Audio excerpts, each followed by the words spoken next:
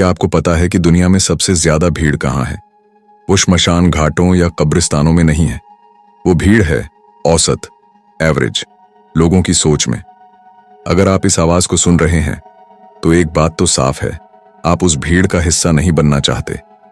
लेकिन कड़वा सच ये है कि आपकी आदतें, आपकी सोच और आपका कंफर्ट जोन आपको उसी दलदल में खींच रहा है।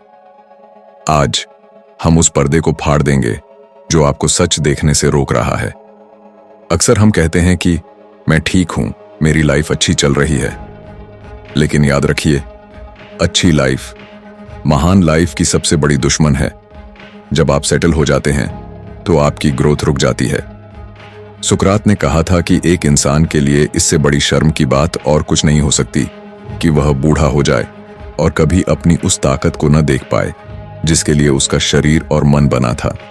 क्या आप अपनी पूरी ताकत का इस्तेमाल कर रहे हैं या आप सिर्फ एक जिंदा लाश की तरह दिन काट रहे हैं?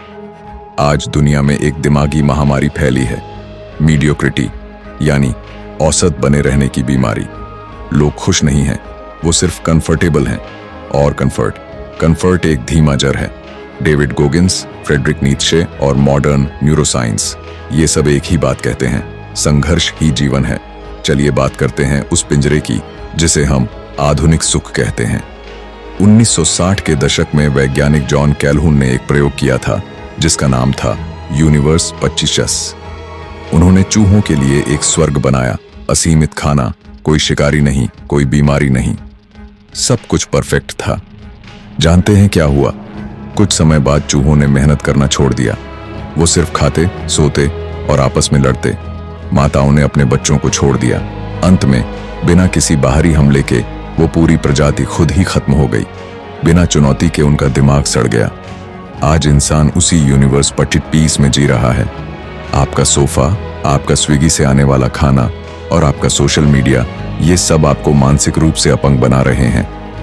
डेविड गोगिंस ने एक बहुत बड़ी बात कही है, जब आपका दिमाग कहता है कि आप थक चुके हैं, तब आपने अपनी क्षमता का सिर्फ 40% इस्तेमाल किया होता है। बाकी का 60% आपका रिजर्व टैंक है। लेकिन उस टैंक तक पहुंचने का रास्ता पीड़ा से होकर जाता है। गोगिंस जब 300 पाउंड के थे तब वो हर रात शीशे के सामने खड़े होकर खुद को गाली देते थे। वो इसे अकाउंटेबिलिटी मिरर कहते थे। वो खुद से मीठी बातें नहीं करते थे। वो जानते थे कि सेल्फ लव के नाम पर खुद को माफ कर देना ही इंसान की सबसे बड़ी कमजोरी है। सच्चा प्यार वो है जो आपको उस गड्ढे से बाहर निकाले जिसमें आप गिरे हुए हैं। अब वैज्ञानिक नजरिए से देखिए, हमारे दिमाग में एक हिस्सा होता है, anterior mid cingulate cortex, AMCC। Stanford के न्यूरोसाइंटिस्ट एंड्रू ह्यूबरमैन ने बताया कि यह हिस्सा सिर्फ तभी बड़ा होता है जब आप वो काम करते हैं जो आप नहीं करना चाहते। जब आप कड़कड़ाती ठंड में बिस्तर छोड़ते हैं, जब आप थके होने के बावजूद 1 मील और दौड़ते हैं, तब आपका दिमाग फिजिकली बदल जाता है। आपकी विल पावर कोई जादुई शक्ति नहीं है, यह एक मसल है। अगर आप इसे इस्तेमाल नहीं करेंगे तो यह खत्म हो जाएगी। फ्रेडरिक नीत्शे ने उबरमेंश, सुपरमैन का विचार दिया था। उन्होंने कहा था कि इंसान एक रस्सी की तरह है जो जानवर और महामानव के बीच बंधी है। आप या तो पीछे जानवरों की तरह सिर्फ अपनी जरूरतों के लिए जी सकते हैं या आगे बढ़कर अपनी सीमाओं को तोड़ सकते हैं। नीत्शे ने कहा था, जो तुम्हें नहीं मारता वो तुम्हें और मजबूत बनाता है। लेकिन आजकल लोग छोटी सी परेशानी आते ही टूट जाते हैं। क्यों? क्योंकि हमने अपने दिमाग को सॉफ्ट बना लिया है। दुनिया आपको बताएगी कि इतनी मेहनत मत करो, थोड़ा आराम भी जरूरी है। ये वो लोग हैं जो खुद डरे हुए हैं। आपकी कामयाबी उन्हें उनकी नाकामयाबी की याद दिलाती है, इसलिए वो आपको नीचे खींचना चाहते हैं। गोगिंस कहते हैं कि जब आप महानता की राह पर चलते हैं तो आपको अकेलापन महसूस होगा, और वो अकेलापन ही आपकी सबसे बड़ी ताकत है। टॉप 1% लोगों के बीच रहने के लिए आपको वो सब छोड़ना होगा जो बाकी के 99% लोग कर रहे हैं। अक्सर लोग मोटिवेशन का इंतजार करते हैं। गोगिंस कहते हैं, मोटिवेशन कचरा है। मोटिवेशन एक बिजली के झटके की तरह है जो आता है और चला जाता है। आपको ऑब्सेशन, जुनून चाहिए। आपको अपनी पहचान बदलनी होगी। आपको खुद से कहना होगा, मैं वो इंसान नहीं हूं जो हार मानता है, मैं वो इंसान हूं जो दर्द को अपना दोस्त बनाता है। स्टोइक फिलॉसफी में एक शब्द है, अमोर फाटी, यानी अपनी किस्मत से प्यार करो। चाहे परिस्थितियां कितनी भी बुरी क्यों ना हो, उन्हें स्वीकार करो और उनका इस्तेमाल करो। मार्कस ऑरेलियस एक सम्राट थे, लेकिन उन्होंने कभी ऐशो आराम की जिंदगी नहीं चुनी। वो हर दिन खुद को मौत की याद दिलाते थे ताकि वो आज में जी सकें। इसे कहते हैं मेमेंटो मोरी। याद रखो कि एक दिन तुम्हें मरना है। जब आप इस सच को गहराई से समझ लेते हैं तो छोटे छोटे डर गायब हो जाते हैं। लोग क्या कहेंगे, पैसा कम है, ये सब बातें छोटी लगने लगती हैं। आज रात जब आप सोने जाएं तो खुद से एक सवाल पूछें, अगर आज मेरी जिंदगी का आखिरी दिन होता तो क्या मैं इस बात से खुश होता कि मैंने आज का दिन कैसे बिताया? अगर जवाब ना है तो समझ लीजिए कि आप गलत रास्ते पर हैं। अपनी आत्मा को उस खालीपन से मत भरने दीजिए जो रील्स स्क्रॉल करने या जंक फूड खाने से आता है।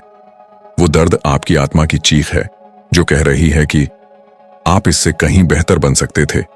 जिम में मसल्स तब नहीं बनते जब आप आसान वजन उठाते हैं। मसल्स तब बनते हैं जब आप वो आखिरी रैप लगाते हैं जिसमें आपकी जान निकल रही होती है। दिमाग भी वैसे ही काम करता है। जब आप वो किताब पढ़ते हैं जो समझ नहीं आ रही, जब आप वो काम करते हैं जिससे आपको डर लगता है, तभी आपकी चेतना का विस्तार होता है। दुनिया को आपकी प्रतिभा, टैलेंट की जरूरत नहीं है। दुनिया को आपकी ग्रिट यानी अटूट दृढ़ता की जरूरत है। टैलेंटेड लोग बहुत हैं, लेकिन वो अक्सर जल्दी हार मान लेते हैं।